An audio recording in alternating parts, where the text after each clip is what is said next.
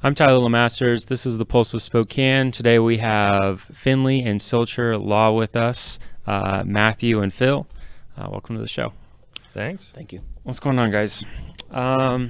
You guys started your law firm just last year, right? Yeah, we got officially kind of started prior to COVID, but really hit our stride right at the beginning of COVID, which is a funny thing to say because no one hits their stride during COVID. But Yeah. it's been a challenge during the pandemic to start a business, as I'm sure everyone would understand.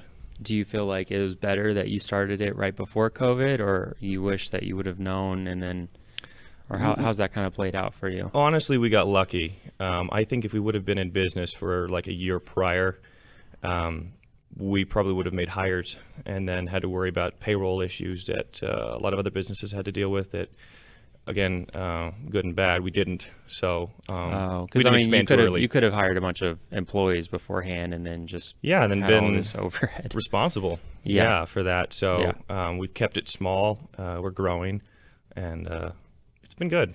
Okay, so tell us what type of law you guys do. Workers' comp, Go ahead, right? Matt. Sure. Yeah. So, But for people who don't understand what that means, Yeah. yeah. fair enough. We primarily specialize in helping injured workers that run into issues with their workers' compensation claims. So, typically, the system is designed. The policy behind the law that allows workers' compensation to exist helps injured workers, regardless of whether they're at fault for their injury at work, or it doesn't matter whether it's the employer or the worker. Yeah. It's just a system that's designed to take care of the worker and provide them time loss and medical, whatever sort of medical treatments that they need. But the system doesn't always work perfectly smooth, and occasionally there are issues that pop up that prevent workers from either getting the money that they need while they're out of work and recovering, Yeah. or receiving the medical treatment that they need, and that's typically where we come in.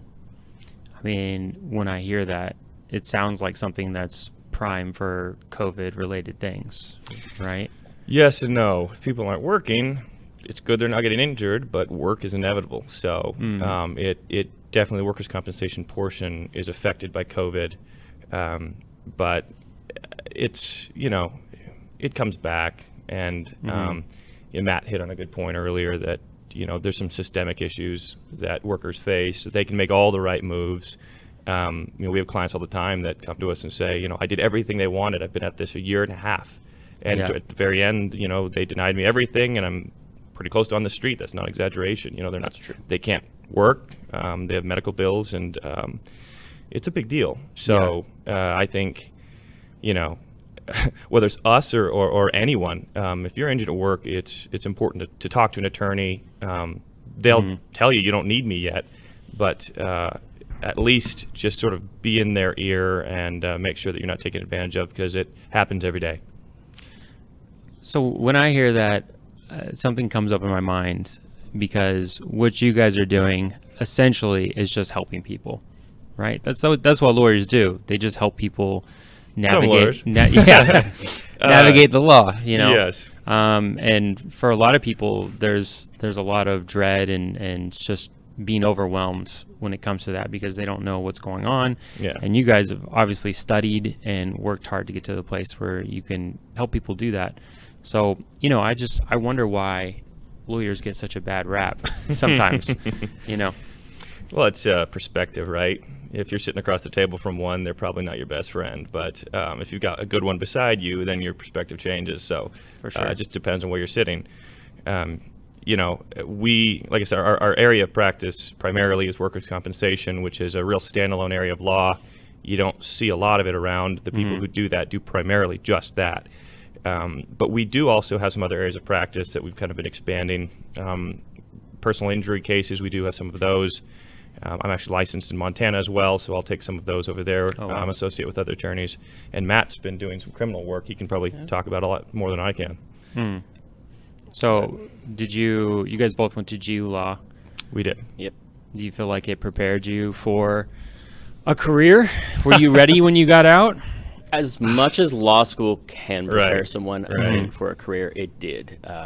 Sort of the underlying purpose of law school is to train you to how to think like a lawyer, not how to be a lawyer.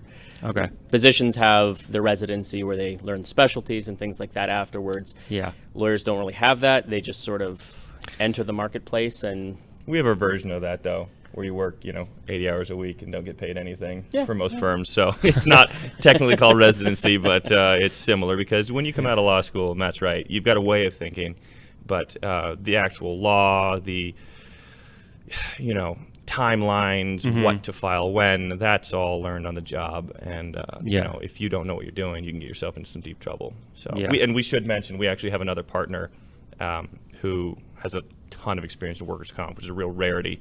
And she worked for the Attorney General's office for many, many years, and we were lucky enough to be able to work alongside her. So shout out to Jackie Findley. Yeah. Cool. So you guys went to law school and you feel like it prepared you. We talked a little bit about basically how GU has a lot of grads that actually end up leaving town.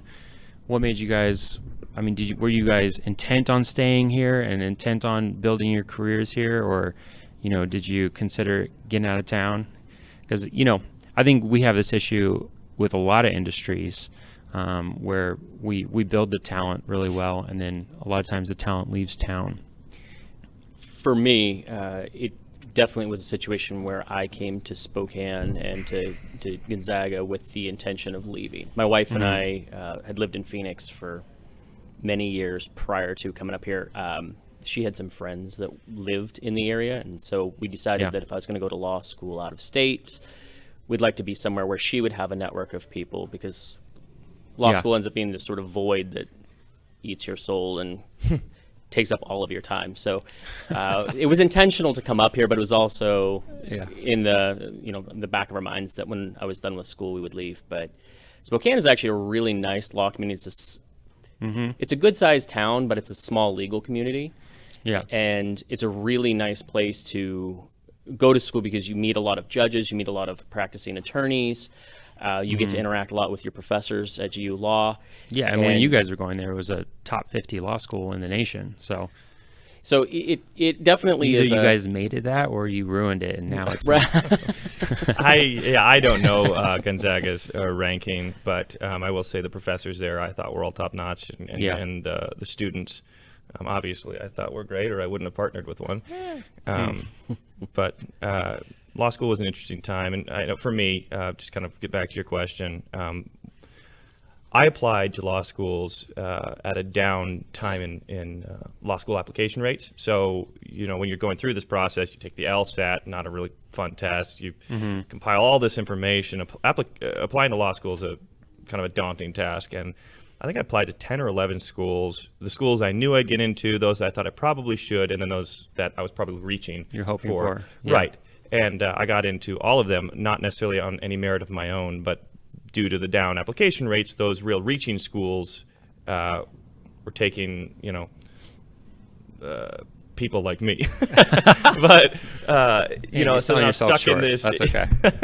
Then I was stuck in this scenario where, I'm looking all over the country at where do I want to go? And it's not just a school. You're looking at a region you want to practice law in. The law schools are very regionally based.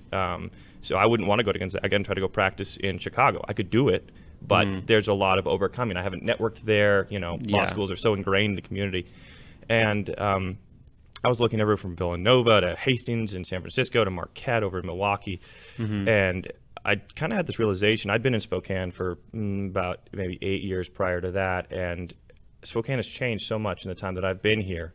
And, the grass is always greener. And I figured that I'd rather be a part of a growing city than one that's already, let's call it, arrived or it doesn't seem to be developing with the amount of it's exciting. It's exciting, right. Because the city's always been growing slowly, but to be the age group that we're in right now, and to be a professional and to be able to be part of the growth and to see your colleagues and friends and stuff start to own businesses and start law firms and just be part of the community and turn it into what we see the image to be.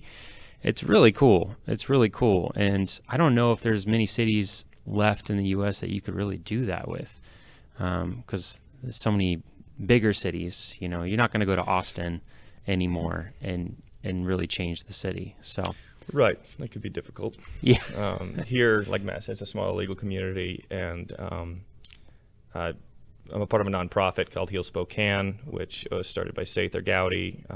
Lucky enough to be involved in that, and you know, I guess just to your point of impact, even a nonprofit like that, you can see your actions kind of manifested in a much more immediate way. yeah, In Spokane, you know, you can walk the city in a whole day, and you know, help homeless people or whatever activity you're engaging in, and when you're done, feel like I really covered some ground in the city of Spokane versus, you know, Phoenix. Well, if you could make it more than a mile without dying of heat stroke, you know, you haven't even touched the city yet. So it is fun to kind of see your actions yeah. come through that way.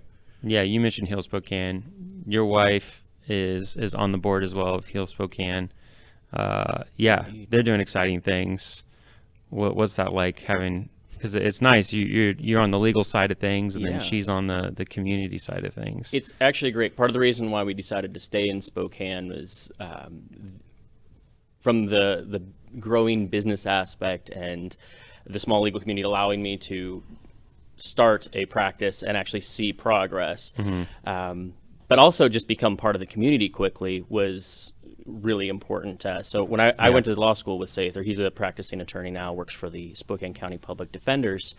And when I introduced he and my wife, they connected because they both have a passion for service. And it was wonderful to watch my wife actually just jump right into becoming part of the Spokane community and doing great things from the speaking engagements they do at like elementary schools to the service projects that they do. It was really nice to see her have an opportunity to just get right into it. And she's really flourished since, starting that. Now it's been a couple of years now that she's been part of that. Yeah. So.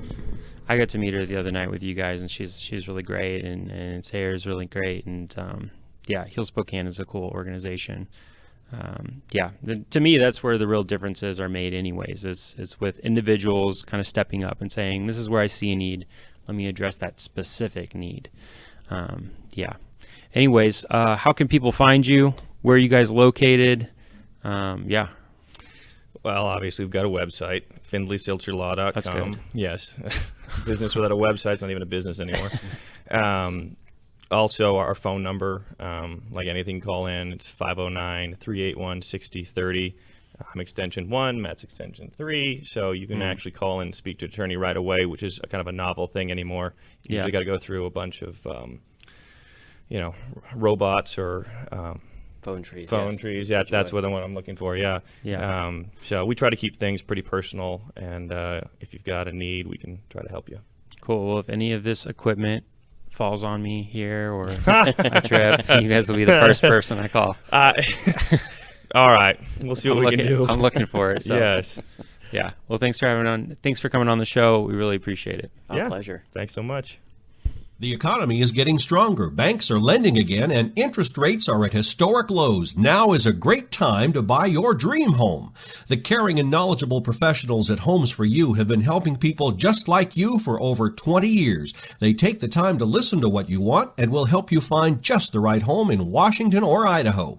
Real estate is what we do at Homes for You, 928-5782, or visit online at homes4uspokane.com. This is River Ridge Frame Shop, called Frame It Today, where we can take your art, customize it, and get it ready to hang on the wall.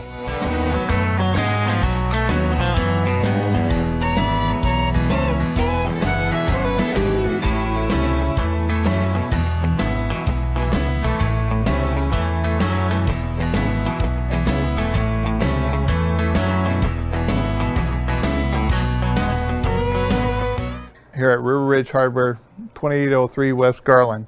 Weather in the inland Northwest can wear you down. And if your gutters are in poor condition or you do not have gutters, you could suffer damage that could cost a fortune to fix. Rainman Seamless Rain Gutters has almost 30 years of professional experience in serving the Inland Northwest region and strives to ensure customer service that is second to none from the time you call to the end of the project.